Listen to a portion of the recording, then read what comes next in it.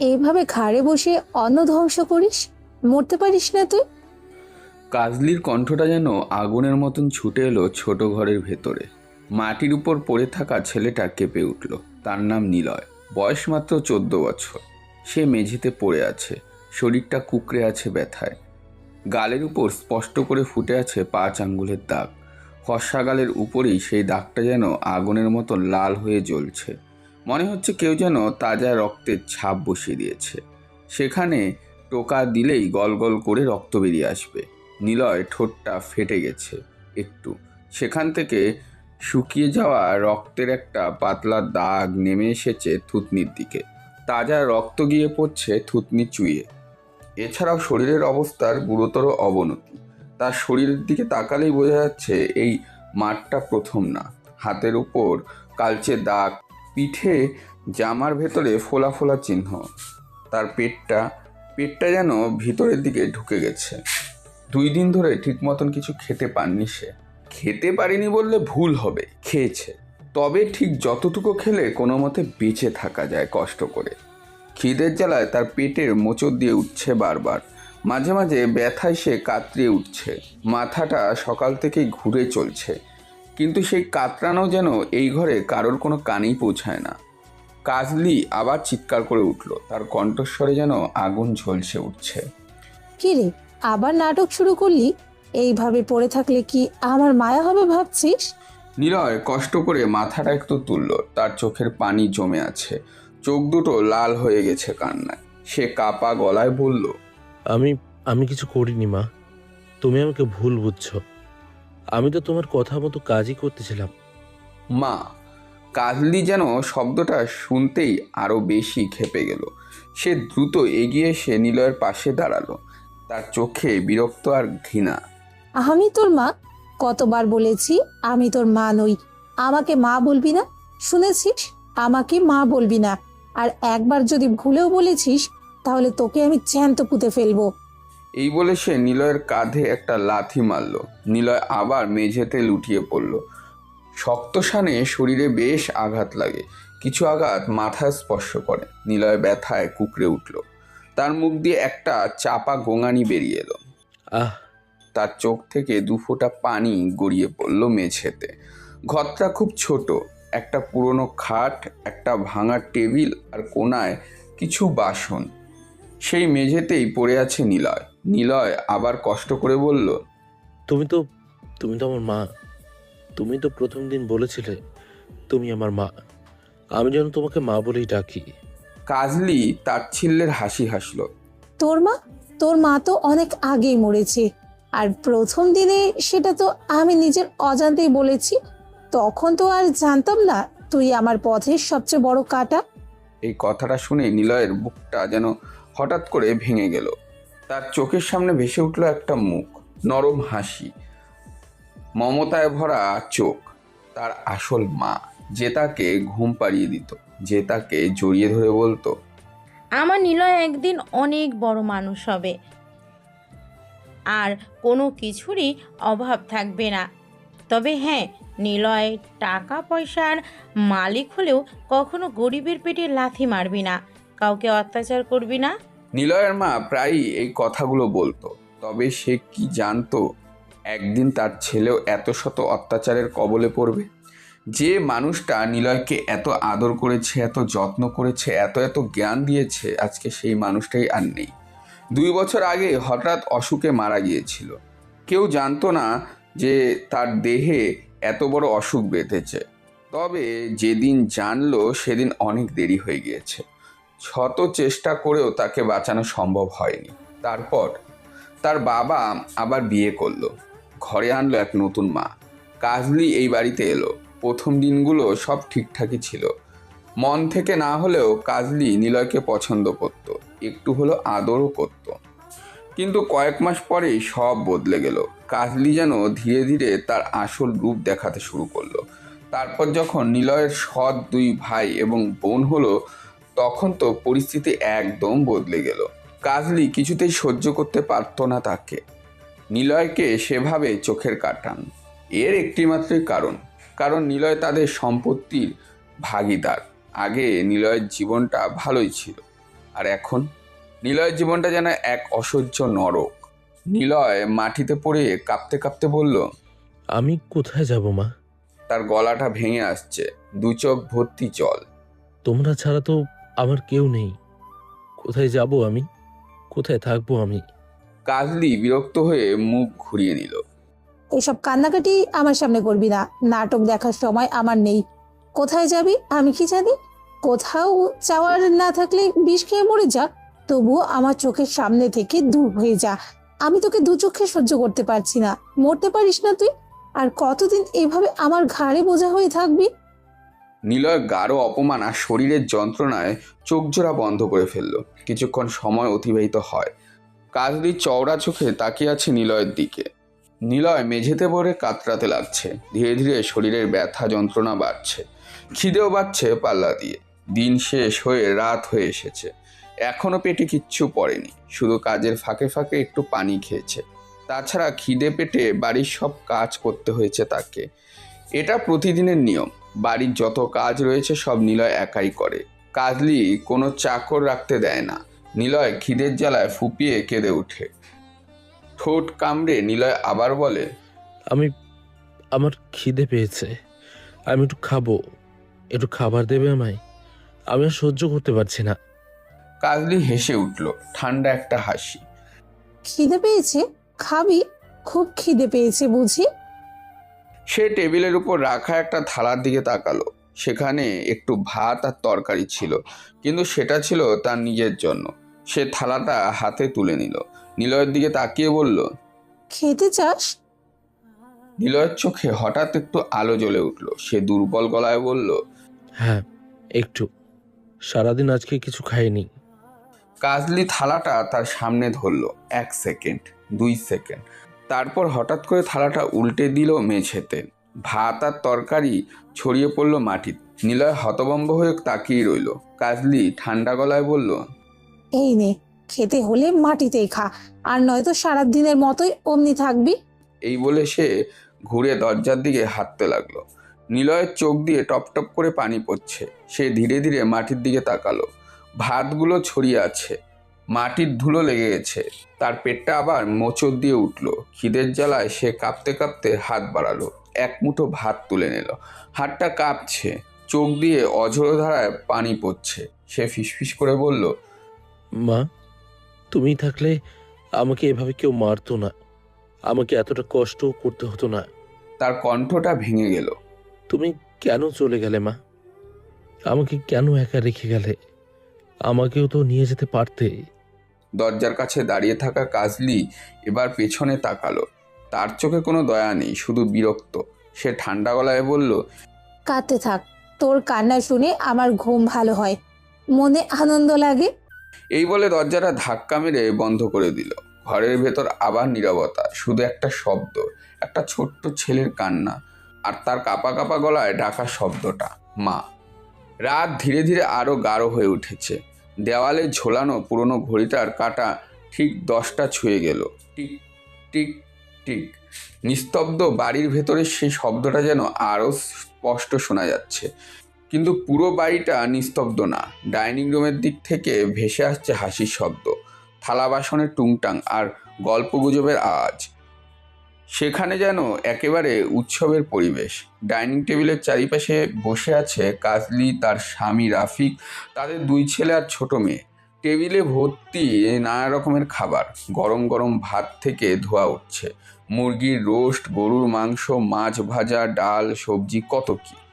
খাবারের গন্ধে পুরো বাড়ি যেন মো মো করছে। ছোট ছেলেটা মাংসের একটা টুকরো তুলে মুখে দিতে দিতে বলল, মা, আজকে মাংসটা খুব মজা হয়েছে। কাজলি গর্বের হাসি হাসল। আমি রান্না করেছি, খারাপ হবে নাকি?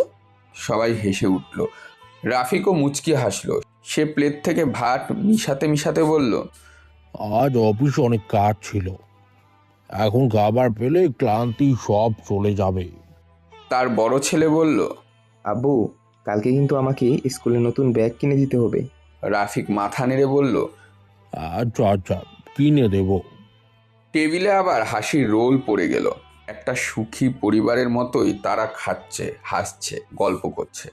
তাদের আনন্দের শব্দগুলো ডাইনিং রুম থেকে বের হয়ে করিডোর পেরিয়ে উঠোনে ছড়িয়ে পড়ছে। আর সেই উঠোনের এক কোণে ছাদের সিঁড়ির পাশে দাঁড়িয়ে আছে নিলয়, চুপচাপ, নীরবে। তার শরীরটা এখন কাঁপছে দুর্বলতায়, মুখটা ফ্যাকাশে হয়ে গেছে, চোখ দুটো লাল আর ফুলে আছে কান্নায়। তার ঠোঁট শুকিয়ে গেছে, মুখের কোণায় জমে থাকা রক্ত এখন শুকিয়ে শক্ত হয়ে আছে। নিলয় ধীরে ধীরে দেওয়ালের সাথে হেলান দিয়ে দাঁড়ালো, তার চোখ ডাইনিং রুমের দিকে। ভেতরে সবাই কত আনন্দ করে খাচ্ছে, হাসছে, গল্প করছে, আর সে, তার পেটে সারাদিন আজ এক মুঠো ভাতও পড়েনি। খিদের জ্বালায় তার পেট আবার মোচড় দিয়ে উঠল। সে অজান্তেই হাত দিয়ে পেটটা চেপে ধরল। খাবারের গন্ধটা বাতাসে ভেসে এসে তার নাকে লাগছে, গরম মাংসের ঝোলের গন্ধ, ভাতের গন্ধ, মশলার গন্ধ। এই গন্ধ যেন তার বুকের ভেতরটা আরো বেশি করে খালি করে দিচ্ছে। তার গলা শুকিয়ে যাচ্ছে, চোখে আবার পানি জমে উঠেছে। নিলয় চুপচাপ দাঁড়িয়ে থাকে, তার চোখ ডাইনিং রুমের দিকে, কিন্তু কেউ একবারও তাকাচ্ছে না তার দিকে, এমনকি তার নিজের বাবাও না। একটা সময় ছিল যখন তার বাবা তাকে খুব ভালোবাসতো, খুব আদর করত। স্কুল থেকে ফিরলেই জিজ্ঞেস করতো, নিলয়, খেয়েছিস? রাতে ঘুমানোর আগে মাথায় হাত বুলিয়ে দিত। কিন্তু এখন সব কিছুই যেন বদলে গেছে। এখন রাফিক যেন কাজলির কথার বাইরে কিচ্ছুই দেখে না, কিচ্ছু শোনেও না। কাজলি যা বলে সে তাই মেনে নেয়, নিলয়ের দিকে ফিরে তাকায়ও না।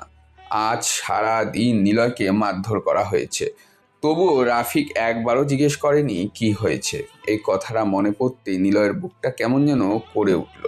তার চোখ দিয়ে আবার নীরবের অশ্রু গড়িয়ে পড়ল। সে ধীরে ধীরে সিঁড়ি বেয়ে ছাদের দিকে উঠে গেল। ছাদের ওপর হালকা ঠান্ডা বাতাস বইছে, রাতের আকাশটা পরিষ্কার, অসংখ্য তারা জ্বলজ্বল করছে। নিলয় ধীরে ধীরে ছাদের এক কোণে গিয়ে দাঁড়ালো, তার দুটো হাত রেলিংয়ের উপর রাখা। সে মাথা তুলে আকাশের দিকে তাকালো, চোখে এখনো পানি ঝিলমিল করছে।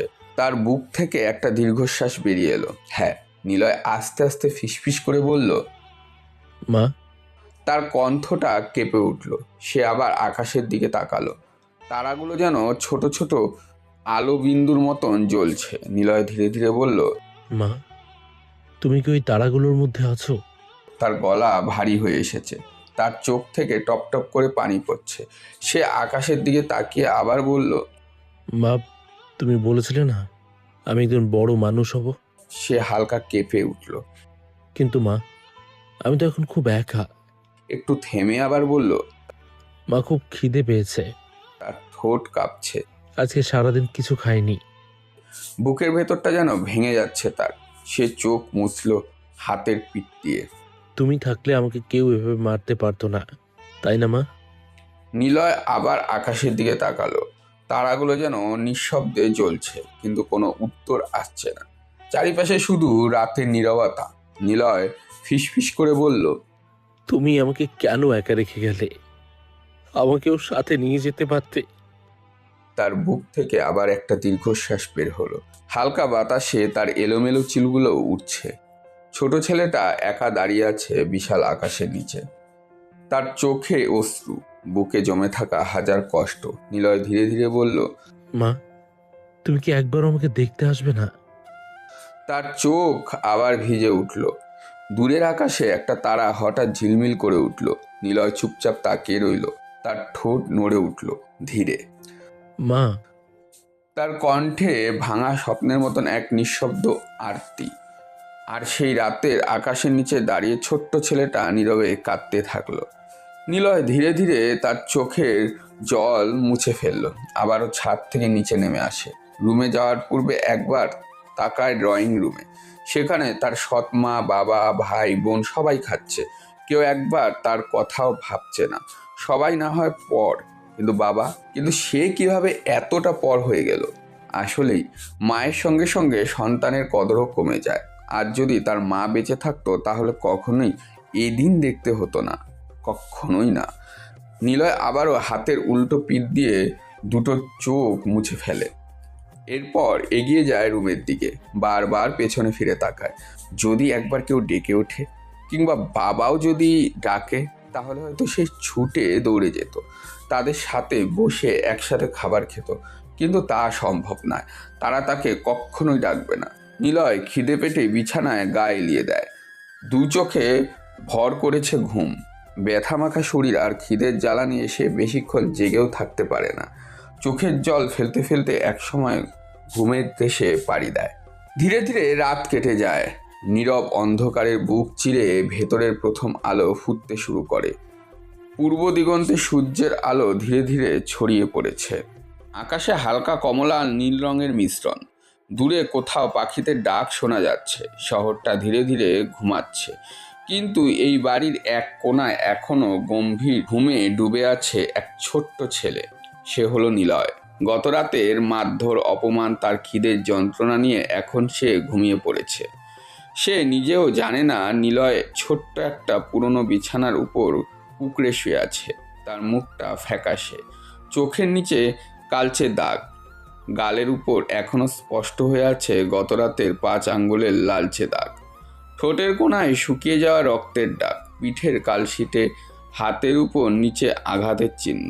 ঘুমের মধ্যেও মাঝে মাঝে তার শরীরটা কেঁপে উঠছে, যেন ব্যথা তাকে ছাড়ছেই না। নিলয়ের পেটটা ভেতরের দিকে ঢুকে আসছে। সারাদিন না খেয়ে থাকার ক্লান্তি আর দুর্বলতায় তার শরীরটাকে আরও ছোট করে ফেলেছে।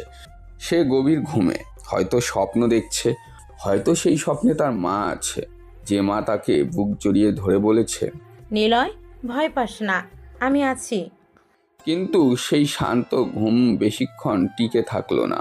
হঠাৎই বাড়ির ভেতর থেকে ভেসে এলো একটা তীক্ষ্ণ চিৎকার। এই নিলয়, হারামজাদা, এখনো ঘুমাচ্ছি? চিৎকারটা যেন বজ্রপাতের মতন এসে পড়ল নিলয়ের কানে। সে ধরফর করে উঠে বসলো। চোখ দুটো ঘুমে ঝাপসা, মাথাটা ভারী লাগছে।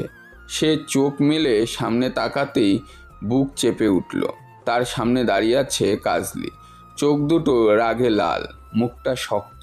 নিলয় কিছু বলার আগেই ঠাস একটা জোরালো চড় এসে পড়ল তার গালে। নিলয় মাথা একদিকে ঘুরে গেল। সে ব্যথায় কেঁপে উঠল। এরপর আরেকটা ঠাস, আরেকটা থাপ্পড়। নিলয় চোখ দিয়ে সাথে সাথে পানি বের হয়ে এলো। সে কাঁপা কাঁপা গলায় বলল, মা, আমি। কাজলি রাগে গর্জে উঠল। আবার মা? আবার মা বলছিস? নিলয় ভয়ে থমকে গেল। কাজলি চেঁচিয়ে উঠল, বড় লোকের বাচ্চা, আর কতক্ষণ ঘুমাবি? তোর কাজগুলো কি তোর বাপ এসে করবে? নিলয় চোখ মুছতে মুছতে বলল, আজকে একটু দেরি হয়ে গেছে, শরীরটা খুব ব্যথা করছে। কাজলি তাচ্ছিল্যের হাসি হাসল। শরীর ব্যথা করছে? আরে বাহ, রাজপুত্রের শরীর ব্যথা করছে। তারপর আবার চেঁচিয়ে বলল, সারাদিন খাস, ঘুমাস আর নাটক করিস। আমি তো 3 বেলা খাই না। কাজলি রেগে আবার হাত তুলল। চুপ, বেশি কথা বলবি না। নিলয় ভয়ে চুপ হয়ে গেল। কাজলি দরজার দিকে ইশারা করে বলল, বাইরে অনেক বাসন পড়ে আছে, দ্রুত মেজে আয়। নিলয় মাথা নিচু করে উঠে দাঁড়ালো। তার চোখে এখনো ঘুম, শরীরটা কাঁপছে, পা তুলতেও ইচ্ছে করছে না, কিন্তু তবুও সে ধীরে ধীরে হাঁটতে লাগলো। বাইরে উঠোনে এসে সে থমকে দাঁড়ালো। তার সামনে বড় একটা টাবে অনেক বাসন জমে আছে, প্লেট, গ্লাস, হাঁড়ি, কড়াই, গত রাতের সব বাসন। নিলয় কিছুক্ষণ চুপ করে তাকিয়ে রইল। তার চোখে আবার পানি জমলো। সে আস্তে করে বসে পড়ল। তারপর ধীরে ধীরে বাসন মাজতে শুরু করলো। ঠান্ডা পানিতে হাত ডুবাতেই শরীরটা কেঁপে উঠল। হাতের আঘাতগুলো জ্বালা করতে লাগলো। তবুও সে থামলো না। একটার পর একটা বাসন মাজতেই লাগলো। সময় কেটে গেল। অনেক কষ্টে সব বাসন পরিষ্কার হলো। নিলয় একটা বড় ট্রে করে বাসনগুলো রান্নাঘরে নিতে লাগলো। তার হাত কাঁপছে, শরীর দুর্বল। সে সাবধানে হাঁটছে, কিন্তু হঠাৎ তার পায়ে একটা পাথর আটকে গেল। তার শরীর দুলে উঠল। ট্রেটা হাত থেকে ছিটকে পড়ে গেল। ঝনঝন আওয়াজ ছড়িয়ে পড়ল গোটা বাড়িতে। আওয়াজে সকলের ঘুম যেন মুহূর্তেই উবে গেল। কাচের প্লেট আর গ্লাসগুলো মাটিতে পড়ে চুরমুর হয়ে গেল। সারা উঠোন জুড়ে কাচের টুকরো ছড়িয়ে পড়ল। নিলয় ভয়ে জমে গেল। তার বুক ধড়ফড় করছে। ঠিক তখনই ঘর থেকে দৌড়ে বেরিয়ে এলো কাজলি। হায় আল্লাহ, কি করেছিস তুই? সে ভাঙা প্লেট দেখে মাথায় হাত দিল। সব ভেঙে ফেলেছিস? তারপর সে দৌড়ে গিয়ে একটা কাঠের লাঠি নিয়ে এলো। আজ তোকে আমি মেরে শেষ করে দিব। বলেই লাঠি দিয়ে আঘাত করতে শুরু করলো। নিলয় ব্যথায় চিৎকার করে উঠল। আহ মা- মারবেন না। সে দৌড়াতে লাগলো, কিন্তু কাজলি থামলো না। লাঠি দিয়ে পিঠে হাতে আঘাত করতে লাগলো। নিলয় ছটফট করতে লাগলো। তার চোখ দিয়ে অঝোরো ধারায় পানি পড়ছে। দূরে দাঁড়িয়ে তার ভাই তার বোন এই দৃশ্য দেখে হাসছে। ছোট ভাই বলল, দেখ দেখ, আবার মার খাচ্ছে। বোনটা খিলখিল করে হেসে উঠল। ঠিক তখনই ঘর থেকে বেরিয়ে এলো রাফিক। সে চিৎকার করে বলল। কি হচ্ছে এখানে? সে দৌড়ে এসে কাজলির হাত ধরে ফেলল। কি করছো তুমি? কাজলি রাগে ফুঁসতে ফুঁসতে বলল। দেখো না, সব বাসন ভেঙে ফেলেছে। রাফিক ভাঙা কাচের দিকে তাকালো। তার মুখ গম্ভীর হয়ে গেল। সে নিলয়ের দিকে তাকিয়ে বলল। এটা কি করেছিস তুই? নিলয় কাঁপতে কাঁপতে বলল। আমার হাত থেকে পড়ে গেছে। নিলয় একটু স্বস্তি বোধ করছে।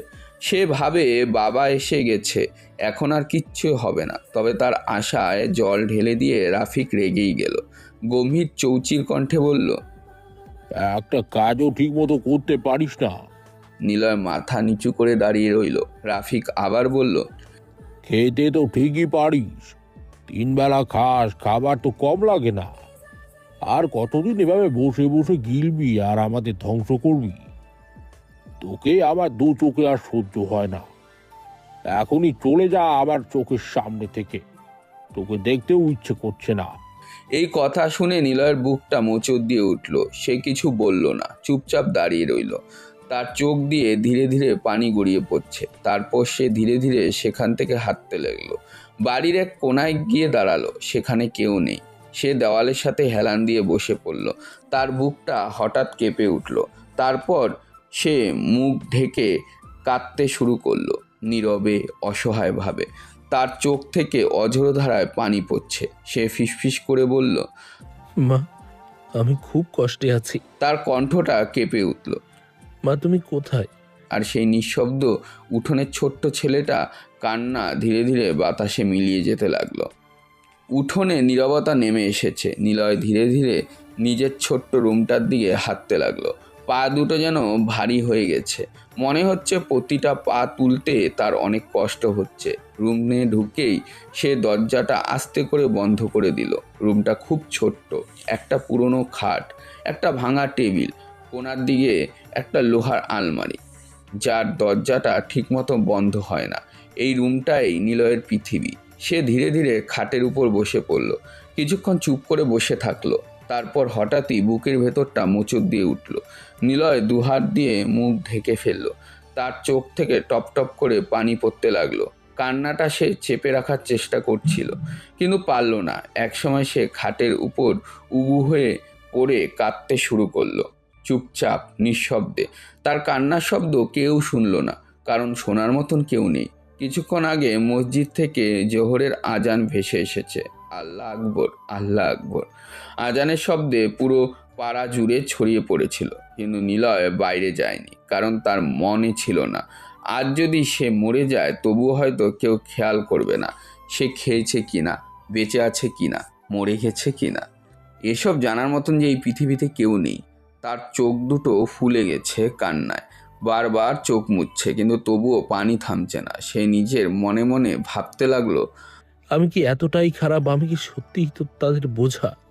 তার বুকটা ভারী হয়ে উঠল। আজ রাফিক অফিসেও নেই, সে বাড়িতেই আছে। তবু একবারে সে জিজ্ঞেসও করলো না, একবারও না। এই ভাবনাটা নিলয়ের মনে আরো বেশি কষ্ট দিল। সে আস্তে করে ফিসফিস করে বলল। বাবা, তুমি কি আমাকে একটু ভালোবাসো না? তার কণ্ঠটা কেঁপে উঠল। তারপর আবার কান্না শুরু হলো। সময় ধীরে ধীরে কেটে যাচ্ছে। হঠাৎ বাইরে থেকে একটা ডাক শোনা গেল। নিলয়। ডাকটা রাফিকের। নিলয় চমকে উঠে বসলো। তার চোখ বড় হয়ে গেল। সে কয়েক সেকেন্ডে স্থির হয়ে বসে থাকলো। তারপর হঠাৎ তার মুখে একটু হাসি ফুটে উঠল। তার বুকটা ধকধক করতে লাগলো। সে মনে মনে ভাবলো, বাবা, আমাকে ডাকছো? হয়তো খেতে রেখেছে, হয়তো বাবা বুঝেছে সে কিছু খায়নি, হয়তো বাবা তাকে একটু ভালোবাসবে। নিলয়ের বুকের ভেতরে হঠাৎ করে এক অদ্ভুত আনন্দ জন্ম নিল। সে তাড়াতাড়ি চোখ মুছে ফেলল, হাত দিয়ে মুখটা ঘষে নিল। মনে মনে একটু গর্ব হলো তার। কে বলেছে আমার বাবা আমাকে ভালোবাসে না? তারপর সে দ্রুত দরজা খুলে বাইরে বের হয়ে এলো। উঠোনে এসে সে থমকে গেল, কারণ দৃশ্যটা দেখে সে একটু অবাকই হয়ে গেল।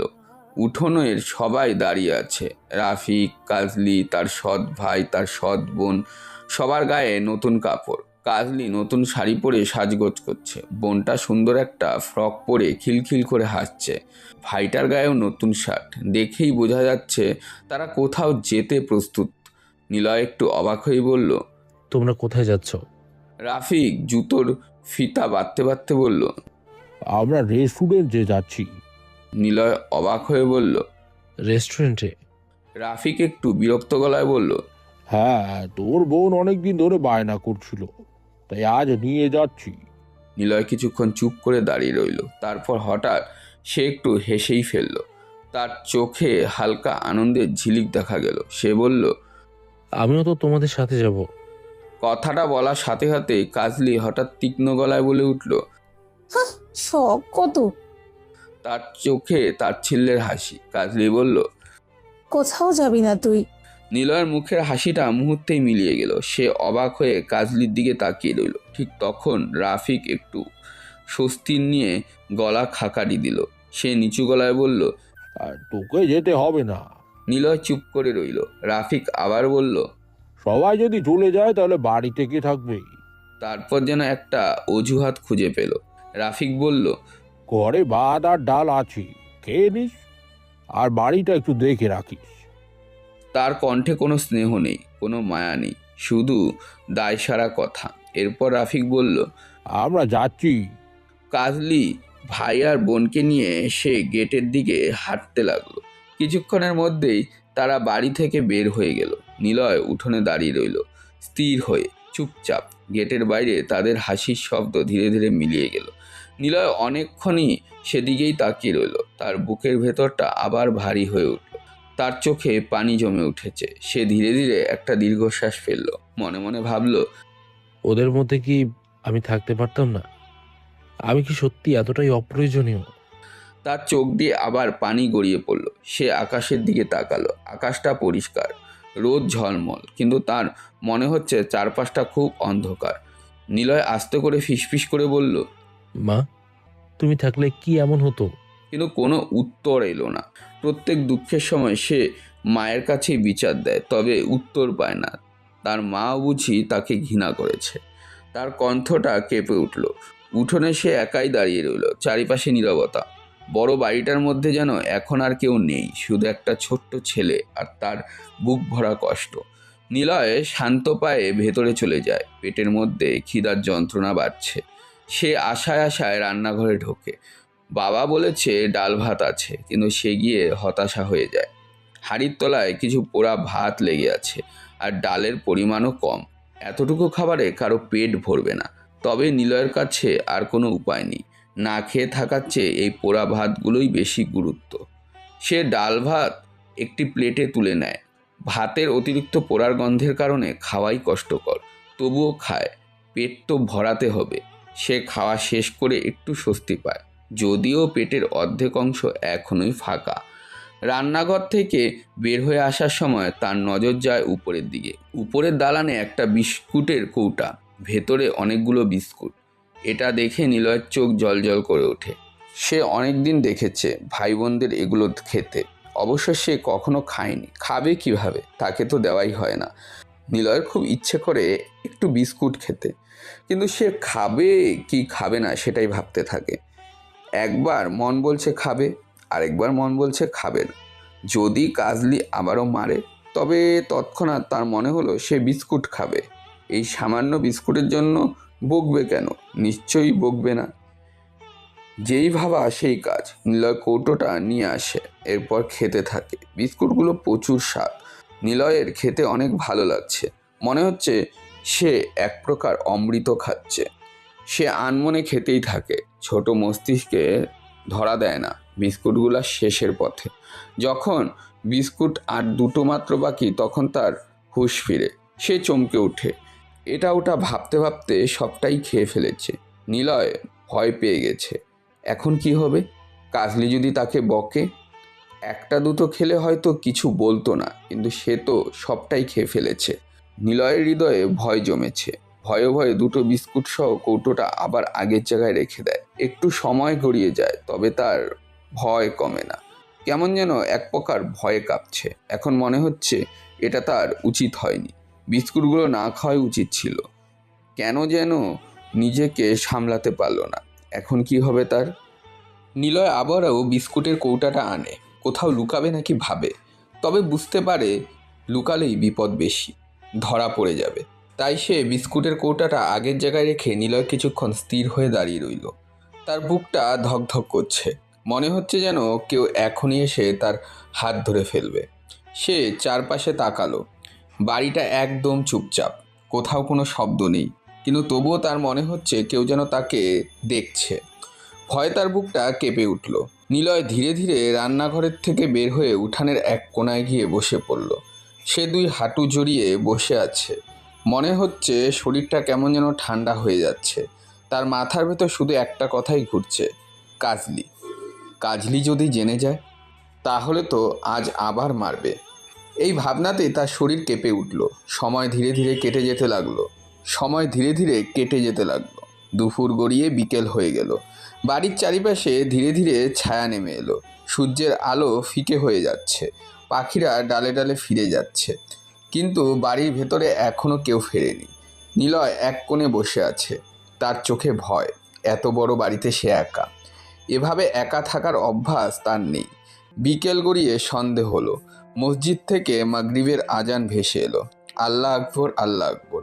আজানের শব্দ শুনে নিলয়ের একটু মাথা নিচু করলো। মনে মনে বলল, আল্লাহ, আজ যেন কেউ আমাকে না মারে। তার গলা কেঁপে উঠল। আকাশ ধীরে ধীরে অন্ধকার হয়ে গেল। উঠোনের অন্ধকার নেমে এসেছে। ঘরের ভেতরটা কেমন যেন ভৌতিক লাগছে। নিলয় দরজার কাছে গিয়ে বসে রইল। সে বারবার গেটের দিকে তাকাচ্ছে, কিন্তু কেউ আসছে না। রাত আরও গভীর হলো। চারিপাশে শুধু ঝিঝি পোকার শব্দ। বড় বাড়িটার ভেতরে যেন অদ্ভুত নীরবতা।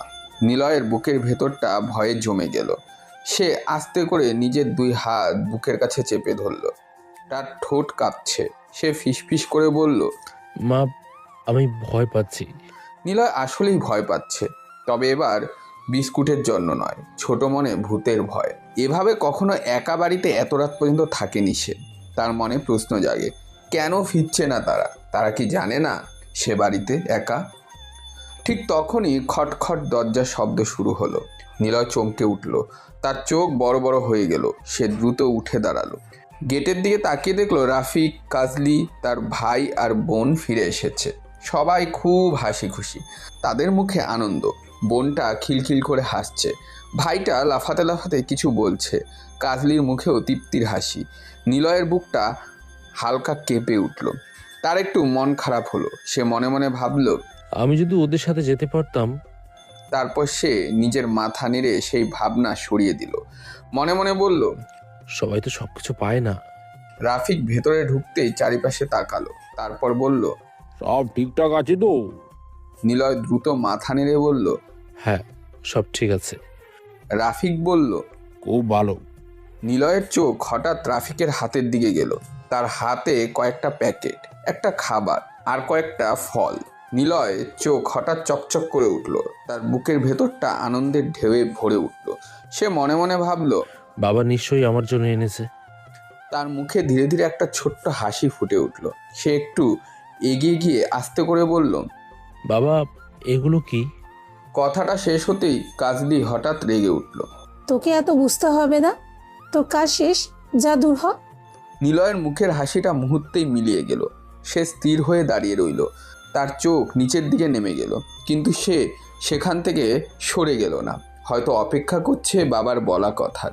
তবে তার আশায় জল ঢেলে দেয়। ঠিক তখনই রাফিক গম্ভীর গলায় বলল, অনেক রাত হয়েছে, তারপর ঠান্ডা গলায় বলল, রুমে গিয়ে ঘুমিয়ে পড়ো। নিলয় কিছু বলল না, শুধু মাথা নিচু করে দাঁড়িয়ে রইল। তার বুকের ভেতরটা হঠাৎ ভারী হয়ে উঠল। সে ধীরে ধীরে ঘুরে দাঁড়ালো, পা টেনে টেনে নিজের রুমের দিকে হাঁটতে লাগলো। রুমে ঢুকে দরজা আস্তে করে বন্ধ করলো। তারপর খাটের উপর বসে পড়ল। রুমটা অন্ধকার, বাইরে থেকে হালকা আলো ঢুকছে। নিলয় চুপ করে বসে রইল। কিছুক্ষণ পর তার চোখ থেকে টপ করে পানি পড়তে লাগলো। সে আস্তে করে বলল, আমি কি এতটাই খারাপ? তার গলা কেঁপে উঠল। তারপর সে ধীরে ধীরে খাটের উপর শুয়ে পড়ল, মুখটা বালিশে গুজে দিল। তার চোখ থেকে অঝোর ধারায় পানি পড়ছে। সে ফিসফিস করে বলল, বাবা, তুমি কি আমাকে একটুও ভালোবাসো না? কি দোষ করেছি আমি? ওদের মতো আমিও তো তোমারই ছেলে। তাহলে কেন এত অবহেলা, কেন এত দুর্ব্যবহার? কথাটা বলতেই তার বুকটা হঠাৎ কেঁপে উঠল। বাইরে তখন সবাই হাসছে, খাবারের প্যাকেট খুলছে, কথা বলছে, আর এই ছোট্ট অন্ধকার রুমে একা ছোট্ট ছেলে চুপচাপ নিঃশব্দে কাঁদছে। নিলয় অনেকক্ষণ কেঁদে কেঁদে শেষে ক্লান্তই হয়ে পড়েছে। তার ছোট্ট বুকটা এখনো ভারী লাগছে। সে ধীরে ধীরে বিছানার শরীরটা এড়িয়ে দিল, চোখ দুটো আধখোলা, মনে এখনো ঘুরছে সেই একই প্রশ্ন।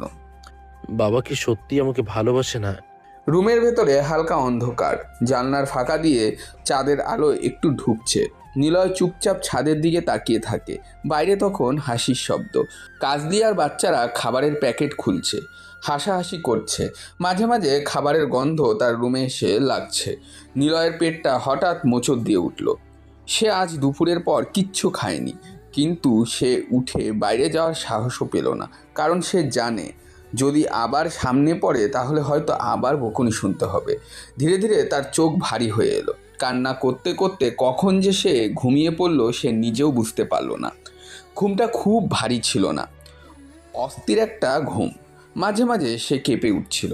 হঠাৎ নিলয়, একটা তীক্ষ্ণ চিৎকারে পুরো বাড়ি কেঁপে উঠল। নিলয়, নিলয়! কাজলির কণ্ঠে নিলয়ের ঘুমটা ধরফর করে ভেঙে গেল। সে ভয়ে লাফ দিয়ে উঠে বসল। তার বুক ধরভর করছে। বাইরে আবার চিৎকার শোনা গেল। নিলয়, কোথায় গেলি তুই? নিলয় দ্রুত উঠে দাঁড়ালো, তার চোখে আতঙ্ক। সে দরজা খুলে ধীরে ধীরে বাইরে বের হলো। পা দুটো কাঁপছে। বাইরে এসে দেখলো উঠানে সবাই দাঁড়িয়ে আছে। রাফিক দাঁড়িয়ে, কাজলি দাঁড়িয়ে, তার সৎ ভাই আর বোনও পাশে। কাজলির মুখ রাগে লাল, তার হাতে একটা বিস্কুটের কৌটা। নিলয়ের বুকটা ধক করে উঠল। সে ধীরে ধীরে এগিয়ে এসে কাপা গলায় বলল, মা, কি হয়েছে? কাজলি তার দিকে কড়া চোখে তাকালো। সেই চোখে রাগ, ঘৃণা, তীব্র বিরক্ত। তারপর সে দাঁতে দাঁত চেপে বলল, এই বিস্কুটগুলো কে খেয়েছে? কথাটা শুনেই নিলয়ের বুকের ভেতরটা যেন থমকে গেল। তার গলা শুকিয়ে গেল। সে কয়েক সেকেন্ড চুপ করে দাঁড়িয়ে রইল। তার চোখ কৌটোর দিকে গেল। মনে পড়ল দুপুরে সে ক্ষুধায় পড়ে কয়েকটা বিস্কুট খেয়েছিল, কিন্তু তখন সে ভাবেনি এটা এত বড় অপরাধ হয়ে যাবে। সে ভয়ে আমতা আমতা করে বলল, আমি কথাটা শেষ করতে পারল না। তার গলা কেঁপে উঠল। কাজলি সব বুঝে গেল। তার চোখ হঠাৎ করে জ্বলে উঠল। সে প্রচণ্ড রাগে কৌটাটা তুলে নিলয়ের দিকে ছুঁড়ে মারল। ধাম! কৌটাটা সোজা নিলয়ের মুখে এসে লাগলো। নিলয় ব্যথায় চিৎকার করে উঠল। আহ সে মুখ চেপে ধরে পিছিয়ে গেল। তার ঠোঁট কেটে গেছে, সেখান থেকে একটু রক্ত বের হচ্ছে। কাজলি চিৎকার করে বলল, আমি জানতাম এটা তুই ছাড়া কেউ না। যেই দেখেছিস বাড়িতে নেই আর সব কিছু তছনছ করে খুঁজতে শুরু করেছিস। তার কণ্ঠে বিষ। সে দ্রুত নিলয়ের দিকে এগিয়ে গেল। হারামজাদা, আমি বাড়িতে নেই আর তুই সব কিছু খেয়ে ফেলেছিস। বলেই সে নিলয়কে ধাক্কা দিল, তারপর থাপ্পড় মারল। নিলয় কাঁদতে কাঁদতে বলল, মা, দয়া করো, আমি খুব ক্ষুধার্ত ছিলাম, মাফ করে দাও। কাজলি আবারও রেগে উঠল। চুপ! সে আবার তাকে মারল। তুই আমার জীবনের কাঁটা, আজ তোকে মেরেই ফেলবো। নিলয় কাঁদছে, তার চোখের পানি। সে হাত জোর করে বলল, মা, আর মারবেন না, আমি আর কখনো খাবো না। কিন্তু কাজলি থামলো না। সে ধাক্কা দিয়ে আবার মারতে লাগলো। নিলয় মাটিতে পড়ে গেল। তার ছোট্ট শরীরটা কাঁপছে। সে কাঁদতে কাঁদতে বলছে, মা, মাফ করে দাও। এই পুরো দৃশ্যটা রাফিক দাঁড়িয়ে দাঁড়িয়ে দেখছিল, কিন্তু সে একবারও এগিয়ে এলো না, একটা কথাও বলল না। তার মুখ থেকে কোনো অভিব্যক্তিও নেই যে কিছু ঘটেছে। এক পর্যায়ে কাজলি হাঁপাতে লাগলো। সে রেগে কাঁপতে কাঁপতে রাফিকের দিকে তাকালো, তারপর বলল, আমি আর সহ্য করতে পারছি না। তোমার ছেলেকে এই বাড়ি থেকে বের করে দাও। রাফিক চুপ। কাজলি আবার বলল, আমি ওকে এই সংসারে রাখতে পারবো না। যদি আজ ও না যায় তাহলে আমি চলে যাব। বাড়িটা হঠাৎ নিস্তব্ধ হয়ে গেল। রাফিক কয়েক সেকেন্ড চুপ করে দাঁড়িয়ে রইল। মনে হলো সে কিছু ভাবছে। নিলয় মাটিতে বসে কাঁদছে, তার চোখ বাবার দিকে। মনে মনে সে আশা করছে। বাবা আমাকে বাঁচাবে। কাজলি আবার বলল, কি হলো? চুপ করে আছো কেন? সিদ্ধান্ত নাও, এই বাড়িতে আমি থাকবো নাকি তোমার ছেলে? রাফিক গভীর নিঃশ্বাস নিল, তারপর ঠান্ডা গলায় বলল। নিলয়, নিলয় চোখ তুলে তাকালো। রাফিক বলল, বের হয়ে যায় এখান থেকে। কথাটা শুনে নিলয় যেন পাথর হয়ে গেল। সে বিশ্বাস করতে পারছে না, তার চোখ বড় হয়ে গেল। সে কাপা গলায় বলল, বাবা। রাফিক কঠিন মুখে দাঁড়িয়ে আছে। নিলয় কান্না ভেজা গলায় বলল, এত রাতে আমি কোথায় যাব? কে আছে আমার? আমি কোথায় থাকবো? কি খাবো? রাফিক ঠান্ডা গলায় বলল। আমি কি জানি, নাকে মরলেও আমার দেখার নেই। তারপর আরো কঠিন গলায় বলল, তবুও তুই এই বাড়িতে আর থাকবি না, এটাই আমার শেষ কথা। নিলয়ের বুকটা ভেঙে গেল। সে হাঁটু গেড়ে বসে পড়ল, কান্না করতে করতে বলল, না বাবা, এতটা নির্দয় হো না। আমার তো তোমরা ছাড়া আর কেউ নেই। আমি তো তোমারই ছেলে। তার কণ্ঠ ভেঙে যাচ্ছে, কিন্তু কাজলি তার ছেলের হাসি দিল। সে বলল, তুই মরে গেলেও আমাদের কিচ্ছু যায় আসে না। তারপর সে গিয়ে এসে নিলয়ের ঘাড়ে ধাক্কা দিল। বের হয়ে যা। নিলয় ভারসাম্য হারিয়ে দরজার দিকে হোঁচট খেল, তার চোখে পানি। সে শেষবার বাবার দিকে তাকালো, কিন্তু রাফিক মুখ ফিরিয়ে দাঁড়িয়ে রইল, একবারও তাকালো না।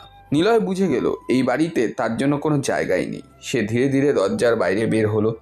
রাত তখন গভীর, চারিপাশ অন্ধকার, আকাশে আধখানা চাঁদ, রাস্তা ফাঁকা। নিলয়ের চোখ থেকে অঝোরো ধারায় পানি পড়ছে। সে কাঁদতে কাঁদতে হাঁটতে লাগলো, তার ছোট পা দুটো কাঁপছে। তার মনে শুধু একটাই প্রশ্ন, এখন আমি কোথায় যাব? অন্ধকারের রাস্তার ভেতরে একটা ছোট্ট ছেলে একাই হাঁটতে লাগলো, আর তার পেছনে ধীরে ধীরে বন্ধ হয়ে গেল তার নিজের বাড়ির দরজা। নিলয় হাঁটতে হাঁটতে এগিয়ে যাচ্ছে শুনশান রাস্তায়। কোথায় যাচ্ছে, কি করছে, কিচ্ছু জানে না। কেমন যেন পাথর হয়ে গেছে সে। পথ চললেও সে আর নিজের মধ্যে নেই। হঠাৎ একটা গাড়ি ধেয়ে আসে তার দিকে। ড্রাইভার হর্ন বাজালেও তা নিলয়ের কানে যায় না। ড্রাইভারের গাড়ি ব্রেক করতে করতে দেরি হয়ে যায়। নিলয়ের হুঁশ ফেরে তখন, যখন গাড়িটা একদম কাছাকাছি। সে পালিয়ে বাঁচতে পারে না, গাড়ির সঙ্গে ধাক্কা লাগে এবং নিলয় নিচে পড়ে যায়। তবে ড্রাইভারের দক্ষ কৌশলে তার কোনো ক্ষতি হয়নি। লোকটি গাড়ি থেকে নেমে আসে। পোশাক আশাক তার চাকচিক্য দেখে নিঃসন্দেহে বলা যায় যে সে খুব কোটিপতি একজন। নিলয় রাস্তায় পড়ে আর্তনাদ করছে। দেখি দেখি, বেশি ব্যথা পেয়েছ? আমি দুঃখিত, হরণ বাজিয়েছিলাম, তবে তুমি রাস্তা থেকে সরে দাঁড়াওনি কেন? আর যদি ক্ষতি হয়ে যেত তাহলে আমি নিজেকে মাফ করতে পারতাম না। নিলয় কিছু বলে না, চুপচাপ পড়ে থাকে। একটু পর বলে, বড় কিছু হলেই আমার জন্য ভালো হতো। চিরদিনের জন্য শান্তি পেতাম। অন্তত এই জাহান নামে থাকতে হতো না। নিলয়ের কথায় লোকটি থেমে যায়, একটু থতমত খেয়ে বলে, মানে কি বলছো এসব? তোমার বাড়ি কোথায়? আমার কোনো বাড়ি নেই। লোকটি যেন আবারও চমকায়। তোমার বাবা মা কেউ নেই? না। লোকটি একটু থমকায়। কি হয়েছে আমাকে বলবে? তোমার চোখে পানি? নিলয় বলে, না। তবে লোকটা খুব মিশুক টাইপের। সে আবারও জিজ্ঞেস করে। নিলয়ের মাথা হাত বুলিয়ে দেয়। নিলয় আর চেপে রাখতে পারে না, একে একে সবটা খুলে বলতে থাকে। লোকটি সবটা শুনে হতবাক হয়ে যায়। অন্য খাবারের জন্য এত কিছু? তোমার বাবাও কিছু বললো না? সে নিজেই আমাকে বের করে দিয়েছে। কিভাবে পারলো সে এটা করতে? মা না হয় তোমার রক্তে নয়, কিন্তু বাবা তো তোমার আপন। এ কিভাবে তোমাকে বের করে দিল? এবার চিন্তা করলো না ছেলেটা কোথায় যাবে, কোথায় থাকবে? আমি মরলেই তো তারা বাঁচে, চিন্তা কেন করবে? আমি চলে এসেছি, এখন তারা সুখে শান্তিতে আছে। আমি তাদের কাছে ছিলাম এক উটকো ঝামেলা। নিলয়ের কথায় লোকটি গম্ভীর হয়ে যায়, একটা দীর্ঘশ্বাস ফেলে। ঘটনাগুলো অবিশ্বাস হলেও সত্য। তবে সে ভেবে পাচ্ছে না এই জগতে এমন বাবাও আছে। লোকটির একটু মন খারাপ হয়, নিলয়ের প্রতি মায়া হয় খুব। কত অসহায় ছেলেটা। কোথায় থাকবে?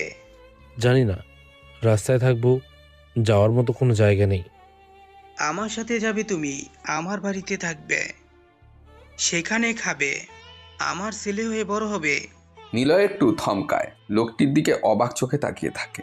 যাবে? নিলয় প্রথমেই কিছু বলে না, তারপর বলে, হ্যাঁ, যাব। লোকটি হাসি মুখে নিলয়ের হাত চেপে ধরে, তাকে নিয়ে গাড়িতে বসায়। গাড়িটা চলতে শুরু করে। শুরু হয় নিলয়ের এক নতুন জীবন, এক নতুন অধ্যায়। সময় সময় অদ্ভুত এক জিনিস। সে কারোর জন্য থেমে থাকে না, কারোর দুঃখেও থেমে থাকে না, কারোর আনন্দেও না। সময় তার নিজের গতিতেই এগিয়ে চলে। একটা সময় ছিল যখন একটা ছোট্ট ছেলে ক্ষুধায় কাঁদতো, একটা বিস্কুটের জন্য মার খেত, রাতের অন্ধকারে রাস্তায় একা একা হাঁটত। আর আজ সেই ছেলেটাই জীবন বদলে গেছে। 10 বছর, পুরো একটা দশক। এই 10 বছরে অনেক কিছু বদলে গেছে। অনেক নদী শুকিয়ে গেছে, আবার অনেক নদী নতুন করে জন্মও নিয়েছে। যে ছোট ছেলেটা একসময় রাস্তায় দাঁড়িয়ে ভেবেছিল এখন আমি কোথায় যাব, আজ সে নিজেই বহু মানুষের আশ্রয়দাতা। জীবন যেন কখনো কখনো সিনেমার গল্পের মতন মন নেয়। অবিশ্বাস্যভাবে সেদিন রাতেও সেই কোটিপতি লোকটির সাথে গাড়িতে উঠেছিল নিলয়। সেই যাত্রাই ছিল তার জীবনের সবচেয়ে বড় মোড়। লোকটির নাম ছিল মাহবুব চৌধুরী, দেশের অন্যতম বড় ব্যবসায়ী। অসংখ্য কোম্পানি, অসংখ্য কর্মচারী, অসংখ্য দায়িত্ব। কিন্তু এত কিছুর মাঝেও মানুষটি ছিল ভীষণ মানবিক। সেদিন রাতেই তিনি নিলয়কে নিজের বাড়িতে নিয়ে যান। প্রথম রাতেই ছেলেটাকে পেট ভরে খেতে দেন। সেই রাত নিলয় আজও ভুলতে পারেনি, কারণ সেদিন বহু বছর পর সে পেট পুড়ে খেতে পেরেছিল। তারপর ধীরে ধীরে বদলাতে শুরু করে তার জীবন। মাহবুব চৌধুরী শুধু তাকে আশ্রয় দেয়নি, তাকে মানুষও বানিয়েছে। স্কুলে ভর্তি করিয়েছে, পড়াশোনার ব্যবস্থা করিয়েছে, শিখিয়েছে শ্রেষ্টাচার, শিখিয়েছে ব্যবসা, শিখিয়েছে মানুষকে সম্মান করতে হয় কিভাবে। আর সবচেয়ে বড় কথা, তিনি তাকে নিজের ছেলের মতোই ভালোবাসতেন। সময়ের সাথে সাথে নিলয় বড় হতে থাকে। একটা সময় মাহবুব চৌধুরী তাকে নিজের নামের সাথেই জুড়ে দেন। সেই ছোট্ট ছেলেটা নিলয় থেকে হয়ে যায় নিলয় চৌধুরী। নতুন নাম, নতুন পরিচয়, নতুন জীবন। একদিকে পুরনো জীবনের সাথে তার সম্পর্ক ধীরে ধীরে মুছে যেতে থাকে। রাফিক তার জন্মদাতা বাবা, কিন্তু সেই মানুষটা আর কখনো তার খোঁজ নেয়নি। না কখনো ফোন করেছে, না কখনো জানতে চেয়েছে ছেলেটা বেঁচে আছে নাকি মারা গেছে, নাকি কোথায় আছে, কি করছে। যেন সেই রাতের সব সম্পর্কই শেষ হয়ে গিয়েছে। অবশ্য নিলয় ধীরে ধীরে চেষ্টা করেছে সব ভুলে যেতে। সে নিজেকে বলেছে যে যে আমাকে চায়নি তাকে আমি মনে রাখি কিভাবে। তাই সে অতীতকে পেছনে ফেলে সামনের দিকে এগিয়েছে। আজ 10 বছর পর ঢাকার বাণিজ্যিক এলাকার মাঝখানে দাঁড়িয়ে আছে বিশাল এক কাচের বিল্ডিং। উঁচু চকচকে আধুনিক বিল্ডিংয়ের সামনে বড় বড় অক্ষরে লেখা চৌধুরী গ্রুপ। এই পুরো কোম্পানির মালিক এখন নিলয় চৌধুরী। যে ছেলেটা এক সময় এক মুঠো ভাতের জন্য হাহাকার করত, আজ তার কোম্পানির শতাধিক কর্মচারী কাজ করে। যে ছেলেটা এক সময় খাবারের জন্য মার খাইছিল, আজ তার অফিসে প্রতিদিন শত শত মানুষ খাবারের ব্যবস্থা হয়। জীবন সত্যি অদ্ভুত। কড়া দুপুর, সূর্য যেন আজ আকাশের মাঝখানে আগুন ঢালছে। বাইরে তীব্র গরম, রাস্তার উপর দিয়ে গরম বাতাস বয়ে যাচ্ছে। কাচের বিশাল অফিসের ভেতরে অবশ্য ঠান্ডা পরিবেশ। এসি চললেও কাজের চাপের কারণে অনেকেই ব্যস্ত। কেউ ফাইল নিয়ে দৌড়াচ্ছে, কেউ ফোনে কথা বলছে, কেউ ল্যাপটপে রিপোর্ট বানাচ্ছে। অফিসের একদম উপরের তলায় বড় একটা কেবিন, সামনে দেওয়ালটায় পুরো কাচের, সেখান থেকে পুরো শহরটা দেখা যায়। এই কেবিনটায় নিলয় চৌধুরীর। ভেতরে বড় একটা ডেস্ক, ডেস্কের উপর ফাইলের স্তূপ, ডেস্কের সামনে ঘুরন্ত কালো চেয়ার। সেই চেয়ারেই বসে আছে একজন যুবক। পা দুটো ডেস্কের উপর তুলে আরাম করে বসে আছে। এক হাতে একটা ফাইল, অন্য হাতটা কপালের উপর রাখা। এই যুবকটাই নিলয় চৌধুরী। কিন্তু কেউ যদি খুব ভালো করে তার চোখের দিকে তাকায়, তাহলে হয়তো কোথাও খুব গভীরে সেই পুরনো ছোট্ট ছেলেটাকে এখনো খুঁজে পাবে। ফর্সা ধবধবে চামড়া, চোয়ালটা শক্ত, মুখে হালকা খোঁচা খোঁচা দাড়ি, চোখ দুটো গভীর, চোখে এক ধরনের আত্মবিশ্বাস। 10 বছরের ছেলেটা সত্যিই বদলে গেছে। তার সামনে খোলা কয়েকটা ফাইল, কোম্পানির নতুন প্রজেক্টের হিসাব। সে মনোযোগ দিয়ে কাগজগুলো দেখছে, মাঝে মাঝে ভ্রু কুঁচকে যাচ্ছে, মাঝে মাঝে কলম দিয়ে কিছু লিখছে। কেবিনের ভেতরে হালকা নীরবতা, শুধু এসির মৃদু শব্দ। নিলয় একটু ক্লান্ত হয়ে পেছনে হেলান দিল। তার কপালে হালকা ঘাম জমেছে। গরমটা আজ সত্যিই বেশি। সে টাইটা একটু ঢিলে করলো, তারপর গভীর একটা নিঃশ্বাস ফেলল। তার চোখ হঠাৎ কাচের দেওয়ালের দিকে গেল। দূরের শহরটা ঝাপসা হয়ে আসছে গরমে। কখনো কখনো সে এমন সময় হঠাৎ থেমে যায়, চুপ করে কিছুক্ষণ বসে থাকে। অতীতের কিছু টুকরো স্মৃতি মাঝে মাঝে মাথায় আসে। একটা অন্ধকার রাত, একটা বন্ধ হয়ে যাওয়া দরজা, একটা ছোট্ট ছেলে রাস্তায় হাঁটছে। নিলয় দ্রুত মাথা ঝাঁকাল। না, সে এখন আর অতীতে ফিরে যেতে চায় না। তার সামনে এখন অনেক বড় পথ, অনেক দায়িত্ব। সে আবার ফাইলের দিকে তাকালো। ঠিক তখনই ট্রিন ট্রিন। হঠাৎ ফোনের রিংটনে তার চিন্তার স্রোত থেমে গেল। নিলয় একটু চমকে তাকালো। ডেস্কের উপর রাখা স্মার্টফোনটা কাঁপছে। স্ক্রিনে একটা নাম জ্বলজ্বল করছে। নিলয়ের ঠোঁটে হালকা একটা হাসির রেখা ফুটে উঠল। স্ক্রিনে লেখা নেহা। নেহা তার অর্ধাঙ্গিনী, তার স্ত্রী, জীবনের সবচেয়ে কাছের মানুষ একজন। মাহবুব চৌধুরী তার বিয়েটা দিয়েছিলেন, তবে বিয়েটা হয়েছে দুজনের পছন্দেই। নেহা একজন শিক্ষিত, মার্জিত আর প্রাণবন্ত মেয়ে। নিলয়ের জীবনে সে এসেছে অনেক পরে, কিন্তু খুব দ্রুতই সে নিলয়ের জীবনের সবচেয়ে গুরুত্বপূর্ণ মানুষ হয়ে উঠেছে। নিলয় কয়েক সেকেন্ড স্ক্রিনের দিকে তাকিয়ে থাকলো, তার চোখের কোমলতা। তারপর সে ফোনটা হাতে তুলে নিল, আঙুল দিয়ে কলটা রিসিভ করলো। তারপর ফোনটা কানের কাছে নিয়ে আস্তে করে বলল, হ্যালো। ওপাশ থেকে কয়েক সেকেন্ডের নীরবতা। তারপর খুব চেনা, খুব আপন একটা কণ্ঠ ভেসে এলো। অবশেষে ধরলেন। নিলয় ঠোঁটে হালকা হাসি ফুটে উঠল। আরে ধরলাম তো, এত অভিযোগ কেন? নেহা একটু অভিমানী গলায় বলল, অভিযোগ করব না? 3 বার ফোন করেছি, আপনি ধরেননি। নিলয় ফাইলের দিকে তাকিয়ে একটু মাথা চুলকালো। মিটিংয়ে ছিলাম, তারপর কয়েকটা ফাইল দেখছিলাম, তাই ফোনটা খেয়াল করিনি। নেহা একটু নরম স্বরে বলল, আপনার জীবনে তো সবসময় মিটিং, ফাইল, কাজ। তারপর একটু থেমে আবার বলল। আমার জন্য কি কখনো সময় থাকে? নিলয় কয়েক সেকেন্ড চুপ করে রইল। তার চোখে একটু মায়া ফুটে উঠল। এই কথাটা আবার বললে কিন্তু আমি সত্যি রাগ করব, কেন? কারণ তুমি জানো আমার সবকিছুর আগে তুমি। নেহা হালকা হাসলো। কিন্তু আপনার সময় লিস্টে তো আমি অনেক নিচে। নিলয় মৃদু হেসে বলল, ও তাই নাকি? হ্যাঁ। তাহলে আজকে অফিস বন্ধ করে এখনই চলে আসি। নেহা একটু অবাক হয়ে বলল। সত্যি? নিলয় হেসে বলল। সত্যি না মিথ্যা সেটা তুমি বুঝে নাও। নেহা একটু গম্ভীর হলো। জানেন, আমি কিন্তু সত্যি অপেক্ষা করি। নিলয় চেয়ারে হেলান দিয়ে বসলো। জানি। জানেন, আজ দুপুরে একা একা খেতে বসেছিলাম। তার কণ্ঠটা একটু নরম হয়ে গেল। মনে হচ্ছিল আপনি থাকলে ভালো হতো। নিলয়ের বুকটা হালকা কেঁপে উঠল। সরি। সরি বললে হবে? নিলয় একটু মজা করে বলল। তাহলে কি করব? নেহা সাথে সাথে বলল। তাড়াতাড়ি বাড়ি আসবেন। নিলয় হেসে বলল। এই তো আসল কথা। হ্যাঁ, আমি অপেক্ষা করছি। নিলয় ঘড়ির দিকে তাকালো। আর একটু কাজ বাকি আছে। নেহার সাথে সাথে বলল। না না, আবার শুরু করবেন না। কি? ওই যে আরেকটু কাজ বাকি। তারপর একটু অভিমানী গলায় বলল। আপনার ওই আরেকটু কখনো শেষ হয় না। নিলয় একটু নরম গলায় বলল। আজ শেষ করব, কথা দিলাম। সত্যি? হুম। নেহা একটু চুপ করে রইল। তারপর নরম স্বরে বলল। জানেন, আজ আমি আপনার জন্য পছন্দের রান্না করেছি। নিলয় ভ্রু তুলল। কি রান্না?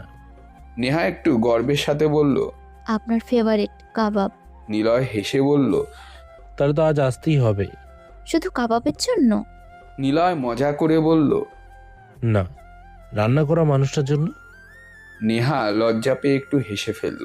আপনি না কি আমি? খুব চালাক হয়ে গেছেন। তোমার সাথে থাকলে না হয়ে উপায় আছে? তারপর খুব নরম স্বরে বলল। নিলয়, হুম। একটা কথা বলবো? বলো। আপনি যখন বাড়িতে থাকেন না, তখন বাড়িটা খুব ফাঁকা লাগে। নিলয় চুপ করে শুনছে। নেহা আবার বলল। বড় বড় রুম, বড় ডাইনিং, সব কিছু আছে। তারপর একটু থেমে বলল। কিন্তু আপনি না থাকলে মনে হয় কিছুই নেই। নিলয়ের চোখ নরম হয়ে গেল। সে ধীরে বলল। আমি তো আছি। কিন্তু সময় দেয় না। নিলয় গভীর নিঃশ্বাস ফেলল। চেষ্টা করছি সবকিছু সামলাতে। জানি। কোম্পানি, দায়িত্ব, অনেক কিছু আছে। আমি বুঝি। তারপর একটু হাসলো। কিন্তু স্বামীকে একটু মিস করা কি অপরাধ? নিলয় হেসে ফেলল। একদম না। তাহলে আজ তাড়াতাড়ি আসবেন? চেষ্টা করব না, আসবো। প্রমিস? প্রমিস। নেহা খুশি হয়ে বলল, তাহলে আমি অপেক্ষা করছি, কতক্ষণ? যতক্ষণ না আপনি আসছেন। নিলয় হেসে মাথা নাড়ালো। ঠিক আছে ম্যাডাম। আর শুনুন, কি? আজকে কিন্তু ফোন বন্ধ করে আবার কাজ শুরু করবেন না। নিলয় হেসে বলল, ঠিক আছে। মাঝে মাঝে ফোন করবেন। আচ্ছা, করব। না করলে কিন্তু রাগ করব। আপনার রাগ তো খুব ভয়ঙ্কর। নেহা হেসে বলল। জানি। আচ্ছা, এখন রাখি। নেহা একটু ধীর স্বরে বলল। আচ্ছা, তারপর আবার বলল, তাড়াতাড়ি আসবেন, আসছি। আমি অপেক্ষা করছি। ঠিক আছে, অপেক্ষা করো। বাই। বাই। কলটা কেটে গেল। নিলয় কয়েক সেকেন্ড ফোনটা হাতে নিয়ে বসে রইল। তার ঠোঁটে একটা শান্তির হাসি। তারপর ধীরে ধীরে ফোনটা ডেস্কে রেখে আবার ফাইলের দিকে তাকালো। কিন্তু তার চোখে এবার আগের মতন ক্লান্তির ছাপ নেই, কারণ কেউ একজন তার জন্য অপেক্ষা করছে। নিলয় নেহাকে নিয়ে কিছুটা ভাবে।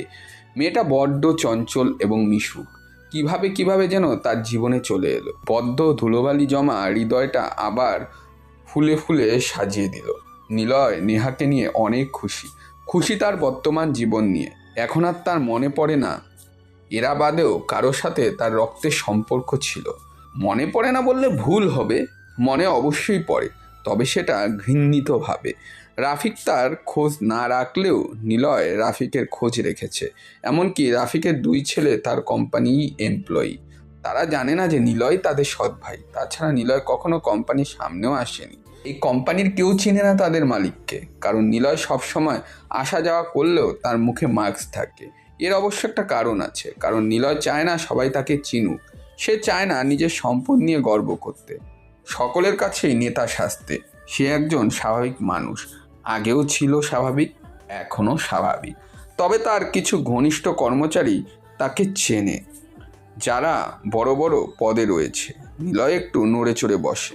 তখনই ভেতরে ঢোকে তার একজন বিশ্বস্ত কর্মচারী। সে প্রথমে দরজার সামনে দাঁড়িয়ে বলে, আসবো স্যার? নিলয় এবার তার দিকে তাকিয়ে বলে, হ্যাঁ, এসো। লোকটি ভেতরে প্রবেশ করে, কিছুক্ষণ চুপ থেকে বলে, স্যার, একটা কথা বলার ছিল। হ্যাঁ, বলো, কি বলবে? কোনো সমস্যা নাকি কোম্পানির কোনো বিষয়ে? না স্যার, কোনো সমস্যা নয়, আবার কোম্পানির বিষয়েও না। কথাটা কোম্পানির বহিরাগত। বহিরাগত? কি? আসলে তো আপনি জানেন, কাল আমাদের কোম্পানির একজন মানুষ রাকেশের বিয়ে, আর বিয়েটাও হচ্ছে কোম্পানির আরও 2জন এমপ্লয়ি, রনি ও বনির বোনের সাথে। তো মেয়ে পক্ষ থেকে আপনাকে আমন্ত্রণ জানানো হয়েছে। তারা কেউ তো ভেতরে অ্যালাও নয়, এই জন্যই আমাকে বলেছে। অবশ্য অনেক জোরাজোরিও করেছে যেন আপনি অবশ্যই যান। তবে আপনি তো কখনো কারো অনুষ্ঠানে যান না, এর জন্যই আমি বলে দিয়েছি আপনি যাবেন না, তবুও জানিয়ে রাখলাম। আর এটা হলো বিয়ের কার্ড। নিলয় কিছুক্ষণ চুপ থাকে, তারপর বলে, না, আমি যাব, তাদেরকে জানিয়ে দাও।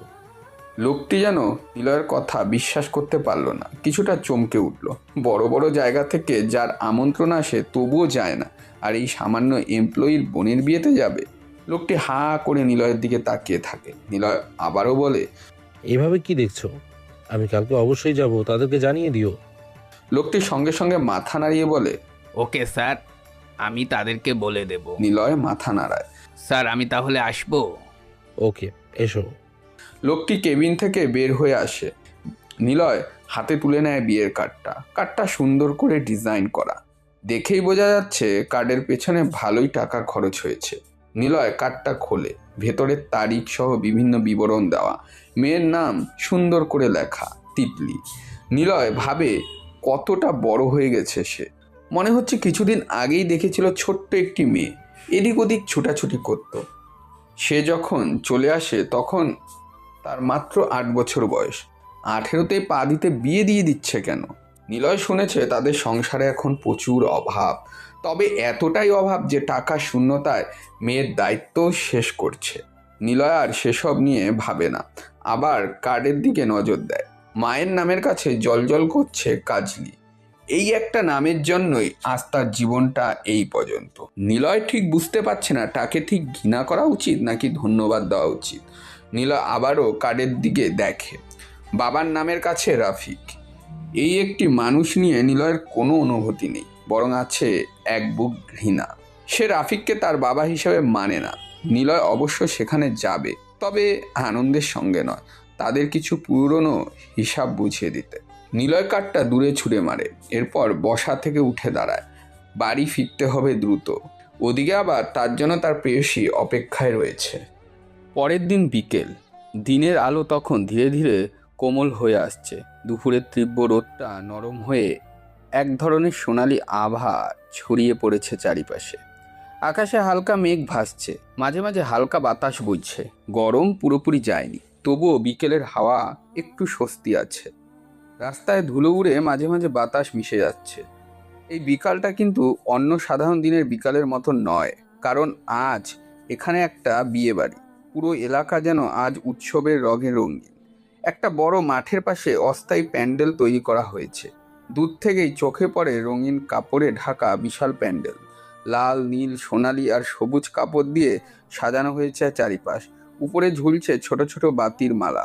যদিও এখনও পুরোপুরি অন্ধকার নামেনি, তবুও বাতিগুলো জ্বলে উঠছে, আলোয় পুরো জায়গাটা ঝলমল করছে। প্যান্ডেলের একপাশে বড় বড় ডেকোরেশনের গেট, গেটের উপর বড় করে লেখা তিতলি অ্যান্ড রাকেশ, আর নিচে ফুল দিয়ে সাজানো নকশা। চারপাশে মানুষের ভিড়, কেউ আত্মীয়, কেউ প্রতিবেশী, কেউ দূরের পরিচিতি। সবাই আজ ব্যস্ত, কেউ হাসছে, কেউ গল্প করছে, কেউ মোবাইলে ছবি তুলছে। প্যান্ডেলের একপাশে কয়েকজন লোক রান্না নিয়েই ব্যস্ত। বড় বড় হাঁড়িতে রান্না হচ্ছে, গরম গরম ভাত, মাংস, কাবাব, পোলাও, সুগন্ধে পুরো পরিবেশ ভরে গেছে। রান্নার ধোঁয়া বাতাসে ভেসে বেড়াচ্ছে। কিছু দূরে কয়েকজন ওয়েটার ট্রেতে করে জুস আর শরবত নিয়ে ঘুরে বেড়াচ্ছে। কেউ অতিথিদের হাতে গ্লাস তুলে দিচ্ছে, কেউ আবার খালি গ্লাস সংগ্রহ করছে। বাচ্চাদের জন্য তো যেন আজ আলাদাই উৎসব। কয়েকজন ছোট ছোট ছেলে দৌড়াদৌড়ি করছে, কেউ লুকোচুরি খেলছে। একটা ছোট্ট মেয়ে গোলাপি ফ্রক পরে দৌড়ে এসে হঠাৎ থেমে গেল। তার হাতে একটা বেলুন। হঠাৎ বেলুনটা হাত থেকে ছুটে আকাশে উড়ে গেল। মেয়েটা মুখ ভার করে আকাশের দিকেই তাকিয়ে রইল। তার পাশে দাঁড়িয়ে আরেকটা ছেলে হেসে বলল, ধরতে পারলে না? তারপর আবার দুজন দৌড়ে পালালো। চারপাশে হইচই, হাসির শব্দ, গল্পের শব্দ। কেউ আবার মাইকের পাশে দাঁড়িয়ে বিয়ের আয়োজন নিয়ে ব্যস্ত। সব মিলিয়ে একটা আনন্দময় বিশৃঙ্খল। আজ তিতলির বিয়ে। এই বাড়িতে সবার চোখে মুখে আনন্দ, কিন্তু এই আনন্দের ভেতরেও কোথাও একটা অদৃশ্য টানাপোড়েন লুকিয়ে আছে, যেটা এখনো কেউ বুঝতে পারেনি।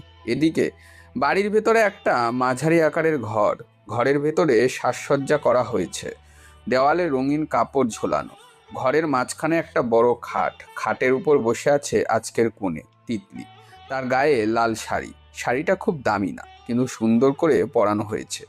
শাড়ির পাড়ে সোনালি নকশা, হাত ভরা চুড়ি, কপালে টিপ, চোখে হালকা কাজল, ঠোঁটে লাল লিপস্টিক, চুলগুলো সুন্দর করে খোপা করা। খোপায় গুজিয়ে দেওয়া হয়েছে ছোট ছোট ফুল। তিতলি আয়নার সামনে বসে আছে, তার ঠোঁটে হালকা একটা হাসি, চোখে কেমন যেন লাজুক আলো। চারিপাশে কয়েকজন মেয়ে তাকে ঘিরে আছে, কেউ তার শাড়ি ঠিক করছে, কেউ গয়না ঠিক করছে। একজন মেয়ে হেসে বলল, ওই দেখো, কনের মুখটা লাল হয়ে গেছে। আরেকজন বলল, আজকে তো আমাদের তিতলির বিয়ে। সবাই হেসে উঠল। তিতলি লজ্জা পেয়ে মাথা নিচু করে ফেলল।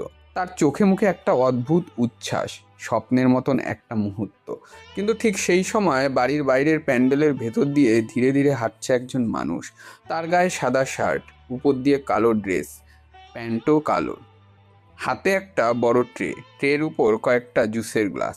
দেখতে ঠিক সাধারণ একজন ওয়েটারের মতন, কিন্তু এই মানুষটা সাধারণ কেউ না। এই মানুষটা নিলয় চৌধুরী। আজকে সে এখানে এসেছে, কিন্তু নিজের পরিচয়ে না, একজন ওয়েটার সেজে। তার মুখের এক কালো মাস্ক, মাথায় ক্যাপ। যে কেউ দেখলে ভাববে সাধারণ একজন সার্ভিস স্টাফ, কিন্তু সেই মাস্কের আড়ালে লুকিয়ে আছে এক অন্য গল্প। নিলয় ধীরে ধীরে হাঁটছে, চারিপাশে মানুষের দিকে তাকাচ্ছে। তার চোখ শান্ত, কিন্তু ভেতরে কোথায় যেন পুরনো স্মৃতি নেড়ে উঠল। এই বাড়িটা, এই উঠান, এই গলি সব কিছু একসময় তার চেনা ছিল, আজ সব কিছু যেন অপরিচিত। নিলয় একটু উঠে দাঁড়িয়ে দেখলো একজন মাঝবয়সী মানুষ কয়েকজন অতিথির সাথে কথা বলছে। তার মুখে হাসি, চোখে একটু ক্লান্তি। এই মানুষটা রাফিক, নিলয়ের জন্মদাতা বাবা। নিলয়ের চোখ কয়েক সেকেন্ড সেখানে থমকে রইল, তবুও বুকের ভেতরে কোথাও যেন ঠান্ডা একটা ঢেউ বয়ে গেল। কিন্তু তার মুখে কোনো পরিবর্তন নেই। সে আবার হাঁটতে শুরু করলো। কিছু দূর এগোতে আরেকজনকে দেখতে পেল, একজন মহিলা, মুখে কড়া ভাব, চোখে তীক্ষ্ণতা। তিনি লোকজনকে নির্দেশ দিচ্ছেন।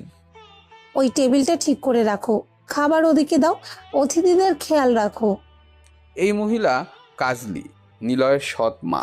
নিলয় কয়েক সেকেন্ড তাকিয়ে রইল। তার চোখে অদ্ভুত একটা অনুভূতি ফুটে উঠল, ঘৃণা নাকি কৃতজ্ঞতা সে নিজেও বুঝতে পারল না। কারণ এই মহিলাই একদিন তাকে বাড়ি থেকে বের করে দিয়েছিল, আর সেই রাতেই তার জীবন বদলে গিয়েছে। নিলয় মাথা একটু নিচু করে হাঁটতে লাগলো। ঠিক তখন হঠাৎ সামনে কেউ একজন দ্রুত হেঁটে আসছিল। দুজনের চোখ কারোর দিকে ছিল না। হঠাৎ ধাক্কা খেয়ে ট্রের উপরে থাকা গ্লাসগুলো কেঁপে উঠল। পর মুহূর্তে ঝনঝন শব্দ, সবগুলো গ্লাস মাটিতে পড়ে ভেঙে গেল। জুস ছিটকিয়ে পড়ল মাটিতে। চারিপাশে কয়েকজন মানুষ চমকে তাকালো। কাজলি হঠাৎ চিৎকার করে উঠল। এটা কি করলি তুই? নিলয় সাথে সাথে নিচু হয়ে পড়ে গেল। সে দ্রুত মাথা নিচু করে বলল, সরি ম্যাডাম, ভুল হয়ে গেছে। কাজলি রাগে ফুঁসছে। চোখে দেখে হাঁটতে পারিস না? নিলয় নিচু গলায় বলল, দুঃখিত ম্যাডাম, আমি খেয়াল করিনি। কাজলি তেড়ে এলো। হারাম জাদা, এত দামি গ্লাস ভেঙে দিলি? চারপাশে লোকজন জড়ো হতে শুরু করলো। নিলয় মাথা নিচু করে ভাঙা গ্লাস তুলতে লাগলো। কাজলি হঠাৎ করে একটা জোরে থাপ্পড় মারলো তার গালে। চারিপাশটা মুহূর্তে স্তব্ধ হয়ে নেমে এলো। কাজলি চিৎকার করে বলল, কাজ করতে পারিস না তো কাজ নিতে আসিস কেন? নিলয় চুপ, তার মাথা নিচু। সে শুধু বলল, ক্ষমা করে দেন। ঠিক তখনই সামনে এসে দাঁড়ালো দুজন যুবক, রনি আর বনি। রনি রেগে বলল, কি হয়েছে মা? কাজলি উত্তেজিত গলায় বলল, এই হারামি ওয়েটারটা সব গ্লাস ভেঙে ফেলেছে, আবার আমার এত দামি শাড়িটাও নষ্ট করে দিয়েছে। বনি এগিয়ে এসে নিলয়ের কলার চেপে ধরল। তোকে কে কাজ দিয়েছে এখানে? নিলয় কিছু বলল না। বনি হঠাৎ নিলয়ের মুখে একটা ঘুষি বসিয়ে দিল। চারিপাশে হইচই শুরু হয়ে গেল। কেউ বলছে, এ কি হচ্ছে? কেউ বলছে, ধরো ধরো। প্যান্ডেলের ভেতরে মুহূর্তে বিশৃঙ্খল ছড়িয়ে পড়ল। আর সেই ভিড়ের মাঝখানে মাস্ক পরে দাঁড়িয়ে আছে একজন মানুষ, যে এই বাড়ির ছেলে, কিন্তু আজ সে একজন অপরিচিত ওয়েটার। নিলয় কোনো প্রতিবাদ করলো না, শুধুমাত্র দেখতে থাকলো এরা ঠিক কি করতে পারে। কাজলি অনবরত অসভ্য ভাষায় গালিগালাজ করছে। বনি মেরেও ক্ষান্ত হয়নি। রনিও নিলয়ের শরীরে হাত তোলে। সে আবারও মারার জন্য হাত তুলতে কে একজন তার হাতটা চেপে ধরে। রনি সেদিকে খেয়াল করে, লোকটি তার কোম্পানির ম্যানেজার হুট করে রনির গায়ে একটা থাপ্পড় মেরে বসে। রনি রেগে লাল হয়ে যায়। আপনি আমাকে মারলেন কেন? আপনাকে এত বড় সাহস কে দেয়? হতে পারেন আপনি আমার কোম্পানির ম্যানেজার, তবে এখানে আপনি একজন অতিথি মাত্র। কে দিয়েছে আপনাকে এত বড় সাহস? ম্যানেজার দ্বিগুণ ক্ষিপ্ত হয়ে বলে, তুমি জানো তুমি কার গায়ে হাত তুলছো?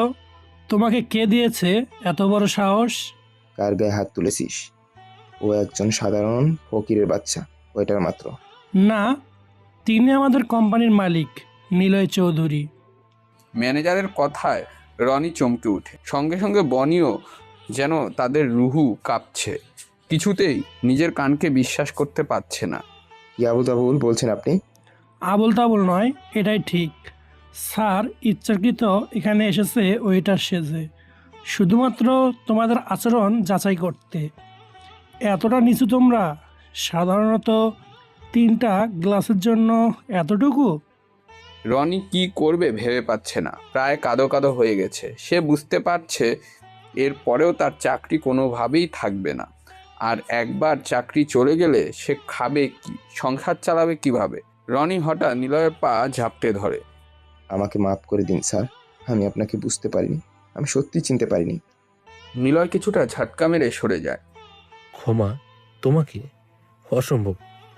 মানলাম তুমি আমাকে চিনতে পারোনি, তবে আমি একজন ওয়েটার এটা তো জানতে। একজন ওয়েটার কি মানুষ নয়? কেন এত দুর্ব্যবহার? ছি! রনি মাথা নামিয়ে ফেলে। বনিও আর কিছু বলার সুযোগই পায় না, কোন মুখে বলবে কথা। এদিকে কাজলির হাঁসফাঁস শুরু হয়ে গেছে। কত বড় ভুল করে ফেললো তারা, এই ভুলের যে আর কোনো ক্ষমা নেই। সবাই এসব চিন্তা করলেও রাফিক এসব ভাবছে না। সে এক ধ্যানে নিলয়ের দিকে তাকিয়ে আছে। কেন জানি না, নামের সাথে সাথে মানুষটাও চেনা চেনা লাগছে তার। মনে হচ্ছে খুব পরিচিত, এর আগে বহুতবার দেখেছে, তবে শিওর হতে পারছে না। ম্যানেজারের পেছন থেকে নেহা বের হয়ে আসে। সে নিলয়ের দিকে এগিয়ে আসে। নেহা আর ম্যানেজার একসঙ্গে এসেছে নিলয়ের হুকুমে।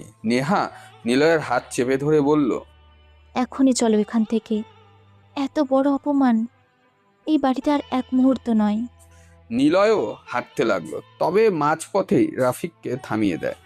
দাঁড়াও। রাফিকের কথায় নীলা ও নেহা দাঁড়িয়ে পড়ে।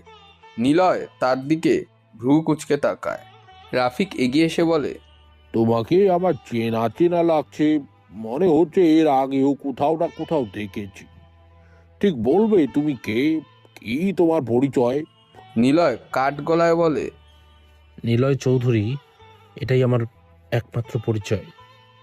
না, মনে হচ্ছে এর বাদেও তোমার কোনো পরিচয় রয়েছে, নয়তো এত চেনা চেনা লাগবে কেন? নেহা চিরবিরিয়ে ওঠে, কাট কাট গলায় বলে, এই কথাটা বলতে আপনার লজ্জা করছে না? বাবা হয়ে নিজের ছেলেকে চিনতে পারেন না, এর যে লজ্জার কিছু আছে? আপনার মতো বাবা থাকার চেয়ে মরে যাওয়াই ভালো। নিলয় নেহাকে থামিয়ে দেয়। নেহা চুপ করো। কেন চুপ করব? বলতে দাও আমাকে। তুমি চুপ করে থাকলেও আজ আর আমি চুপ করে থাকবো না। ওদের বলার সময় এসেছে। সবাই অবাক চোখে তাকিয়ে আছে। এ কোন সত্যর মুখোমুখি হচ্ছে সবাই? রনি, বনি এবং কাজলির যেন ধ্যানই ভাঙছে না। এই সেই নিলয় যাকে সে নিজের হাতে ঘাট ধাক্কা দিয়ে বের করে দিয়েছে। এটাই সেই নিলয়, যে নিলয়কে আপনারা 10 বছর আগে কিছু খাবারের জন্য বের করে দিয়েছিলেন, যে নিলয়কে উঠতে বসতে অপমান অত্যাচার করতেন। আজ দেখুন আপনারা কোথায় আর সে কোথায়। যে একদিন খালি পেটে সহ্য করে থাকতো, আজ তার এই সম্পদ হয়েছে যে শতাধিক মানুষ নিয়মিত খাওয়ালেও সম্পদের এক কোনো কমবে না। আজ তার সব আছে, গাড়ি বাড়ি সম্পদ সম্মান সব কিছু আছে, কিছুরই অভাব নেই। সে সব কিছু অর্জন করে নিয়েছে। যাকে একসময় দূর করে তাড়িয়ে দিয়েছিলেন, আজকে আপনারা তার নখেরও যোগ্য নয়। আপনাদের ছেলে মেয়ে আজ তারই ইশারার চাকর। তার দয়ায় আপনাদের পেটে ভাত জমে। নিলয় নেহাকে চুপ করিয়ে দেয় আবারও। নেহা চুপ করো। নেহার ইচ্ছে করছিল আরো কিছু কথা শোনাতে, তবে পারল না। রাফিক হঠাৎ একটু কাঁদে, তারপর এগিয়ে যেতে যেতে বলে, নিলয়, বাবা আমার, এতদিন কোথায় ছিলি তুই? আমাদের কথা কি একবারও মনে পড়েনি? এত বড় হয়েছিস, একবার খোঁজও তো নিলি না। নিলয় দুপা পিছিয়ে যায়, হাত উঁচু করে রাফিককে থামিয়ে দেয়। ব্যাস, আর এগোবে না। আপনার ছায়াও আমি স্পর্শ করতে চাই না। কেন খোঁজ নেব? আপনি একবার খোঁজ নিয়েছেন আমার? কখনো ভেবেছেন ছেলেটা আদৌ কি এতদিন বেঁচে আছে? একবার খোঁজার চেষ্টা করেছেন? সেদিন বিনা দোষে আমাকে বের করে দিয়েছিলেন। কেন, আমি কি আপনার সন্তান ছিলাম না? আপনার খাবার সম্পদের প্রতি কি একটু আমার অধিকার ছিল না? অবশ্যই ছিল, তবে সেটা থেকে আপনি নিজেই আমাকে বঞ্চিত করেছেন। তাহলে এখন কেন এগিয়ে এসেছেন? আমি আজ বড় লোক বলে, টাকা পয়সার মালিক বলে? না, কখনোই না। আমি আপনাদের কাউকে কখনোই মাফ করব না। জীবনের শেষ নিঃশ্বাস পর্যন্ত ঘৃণা করে যাব। রাফিকও থেমে যায়, চোখ বেয়ে জল গড়িয়ে পড়ে। কষ্ট পেলেও নিলয়ের কথাগুলোই ঠিক। সে কখনোই খাবার নেওয়ার চেষ্টা করেনি, বরং এই ছেলে মেয়েদের নিয়ে বেশ সুখেই কাটিয়েছে। তবে আজ তার ভুল বুঝতে পেরেছে। এখন বুঝেই বা কী লাভ? পরিস্থিতি তো তার হাতের বাইরে। ওদিকে কাজলি, রনি, বনি সবাই মাথা নিচু করে রয়েছে। মাথা উঁচু করার মতন ক্ষমতা তাদের নেই। আত্মীয় স্বজন সবাই সব কিছু দেখছে, সবাই নিলয়ের পক্ষে, সবাই এদেরকে ছিছি করছে। এত নিচু মনের মানুষও হয়? শুধুমাত্র একটু খাবারের জন্য তাদের ছেলেকে বের করে দিয়েছে। এবার আসল খেলা দেখায় রাকেশ। সে সরাসরি বলে দেয়, এরকম লোভী, স্বার্থপর ও ও অন্যায়কারীদের সঙ্গে তারা কোনো আত্মীয়তা রাখবে না। এখানে কোনো বিয়ে হবে না, সে এই বিয়ে করবে না। কথাটা মুহূর্তে সকলের মাথায় বেশ ফেলে। বরযাত্রীও ফিরে যায়, হাত পা ধরেও কেউ থামাতে পারে না। তিতলি ডুকরে কেঁদে ওঠে, কাজলিরও চোখে জল। এ কোন শাস্তি পাচ্ছে তারা? নিলয় সকলের উদ্দেশ্যে শেষবারের মতন বলে, আমার সাথে আপনাদের কোনো সম্পর্ক ছিল না আর কখনো হবেও না। আর রইল রনি বনি, এরকম পরিবারের ছেলে এবং এইরকম ছেলেদের জন্য আমার কোম্পানি নয়। আজকের পর থেকে তোমাদের চাকরি নেই। আমি তোমাদের বরখাস্ত করলাম। দুজনের কেউই আর আমার কোম্পানির দিকে যাবে না। এটাই আমার শেষ কথা। নিলয় কথা বলার পেছনেই ফেরে। নেহা হাত চেপে ধরে, দুজন মিলে হাঁটতে শুরু করে। হাঁটতে হাঁটতে বেরিয়ে যায় বাড়ির বাইরে। এদিকে বিয়ে বাড়ি শ্মশানে পরিণত হয়, ভেতরে কান্নাকাটি, যেন কোনো নরপশুর দল বহু বছর পর তাদের উচিত শিক্ষা পেয়েছে। ঠিক এভাবেই সত্যি এবং সৎ ব্যক্তিত্ব সবসময় জয়ী হয়, আর খুব দেরি হলেও প্রকৃত তার প্রতিশোধ পূর্ণ করে।